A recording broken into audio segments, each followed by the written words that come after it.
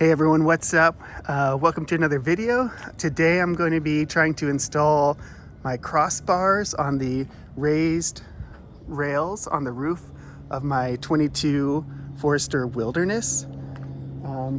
Today what I'm trying to install are Yakima, the Timberline Towers, along with the HD bar and the adapter. I ended up going with these after some research. There was some confusion, and even looking at this, you'll see this product says it's weighted for 165 pounds. And if you know the rating set for the Forester Wilderness raised roof rails is 220 pounds dynamic load. And so I was trying to find a product that would actually work for that rating. But online, these Timberline Towers on Yakima site are actually rated for 220 pounds. So at some point they either changed the rating or changed what they're advertising at. So online they're actually rated for 220 pounds. The HD bar, I believe, is rated for even more.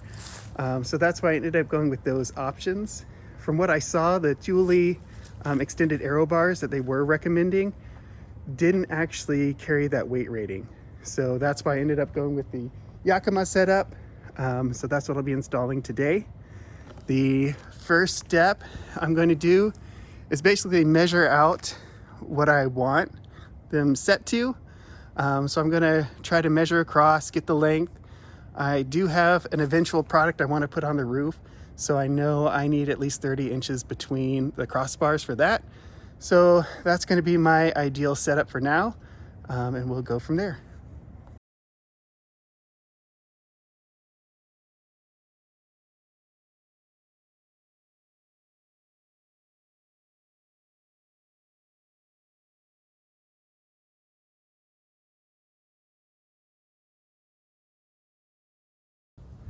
Okay, so I got my measurements done. Now I'm going to open all these things up. The towers here do say they have the tools included, so I'm hoping I won't need too much more for this project, but we'll see as we go.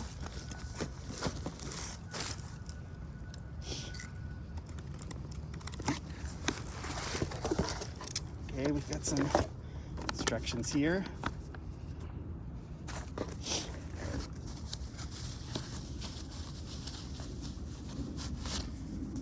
Okay, and here's the actual towers. They clip around the rails. And there's the tool. It is a specialty hex-looking tool of some kind. An Allen might work. If you didn't have that. I think that's it in this.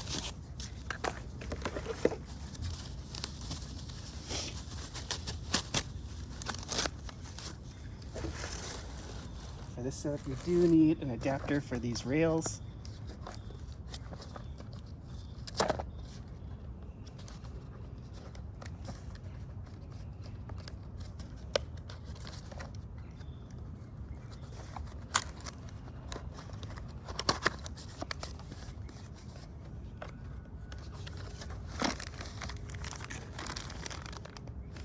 I think it has to do with the slide system.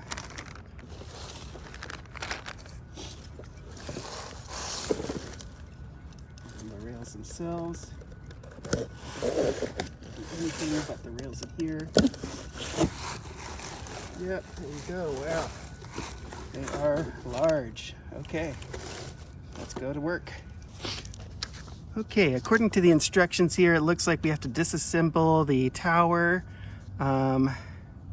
loosen it up, attach our adapter, and then loosen it up more to release the strap on the bottom to connect it to the raised rails. So let's see how that goes.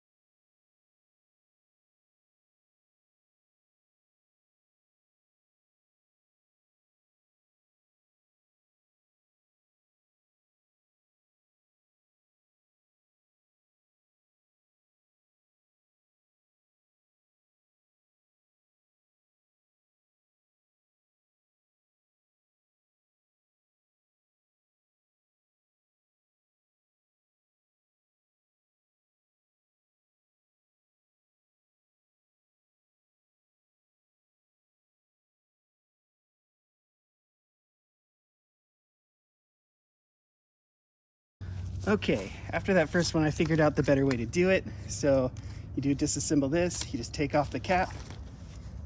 You'll see there's two bolts here. You untighten the top one. It says about 8 turns. And then this, you have to loosen up enough to disconnect this. Looks like it's the strap that will connect it to your raised rails. Then from here, you can access another bolt under here, which is what connects to your adapter. So you pop out the little metal component, then it goes this way up. You'll see those grooves line up here, they'll pop in. Then you get the metal piece back on the top. Move this to where you can access that. And this is a, it measures the force. So once you start hearing it pop, you should hear 3. And then you know you have the right force on that component. Pop this back on. I believe that's where the locking system can go. I might have some of those, I'll check. All right, so our next step appears getting the towers onto the rails. Looks like I was a little premature putting those caps back on because it looks like you do adjust on that top bolt that we loosened at the very first step. I guess to get that lined up flat, it looks like. So that'll run through these rails. So let's give it a go real quick. Get 2 of these. Take these caps back off. One of our HD rails. Oh, they got measurements on them. That's pretty nice. So we could probably get this nice and evenly lined up. Okay, so there's that, yep. So this is that strip.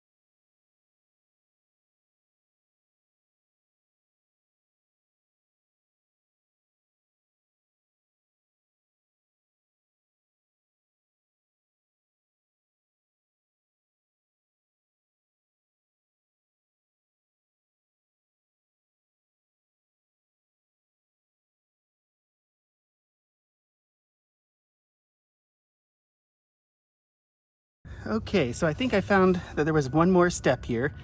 The rails themselves have a cap on the end. It uses that same tool with a bolt to disconnect it. Now, which tower had I adjusted? Let's just see. Not sure this is the one I loosened. Maybe this one. Okay, yeah. That is definitely too loose now, but there we go. Slides right on.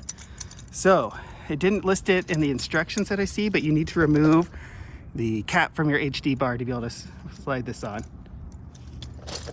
Okay, so after figuring out with these HD bars, there's a bolt on the top here. You have to remove that. You can take off these caps. Then the tower slid on very easily. So that's the only trick here that I didn't see in the instructions. But after that, after loosening that top nut in the tower itself, bolt, these came on really easily. They still have wiggle room like that, so I should be able to adjust it on the vehicle.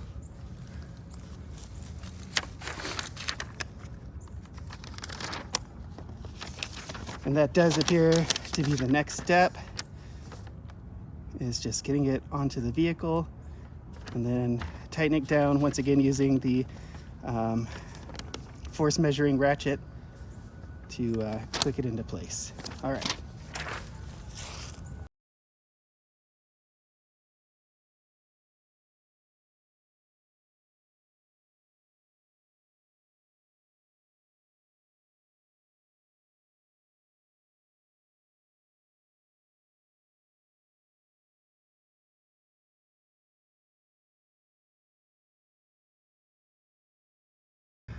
Okay, so I've put them up.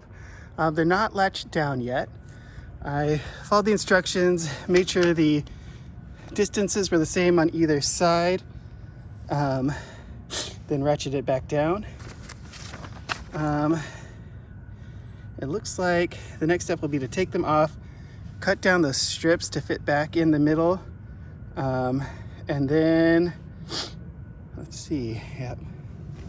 Stick them, oh, they kind of go under, so leave an extra inch. Got it. Yep, put the rest on the outside, fit it in, and then get it on the top. So it'll be taking them off, measuring, cutting, getting it on the top, and then tightening it down. All right, I think we can do all that.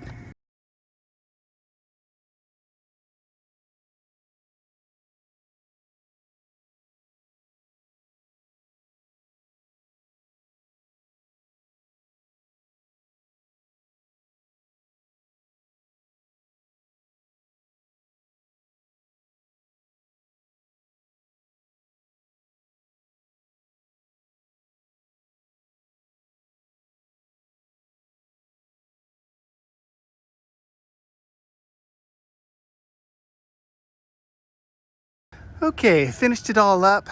I do just have to put the caps on, but I want to give you a few thoughts right before my phone runs out of battery here. So, trick was removing these caps from the HD bars, making sure those are off before you slide in the towers. Had a little difficulty with these strap components. Going back and forth was the best option to keep them both tight. Otherwise, if you pull too much, one will flip out or pull it out of position, and then it's hard to get back. So keep the pressure even. And then the only other tool I needed, I used some snippers for this little piece that you have to cut into shape after you position your towers. It's a little plastic or rubber insert. I think it's supposed to help with wind noise, so I recommend doing it. It said you could use scissors, so you probably could. I had some little snips, so that's what I used. Otherwise, yeah, the other thing is using that tool they provided, which is nice, was quite a workout, cranking everything down to the recommended torque. So just keep that in mind. I think that's the hardest physical thing. The bars do weigh a little bit and are long, but these are the small 55-inch, which is recommended for the Forester. So we'll see how it goes once these things are in use. All right, thanks everyone, bye.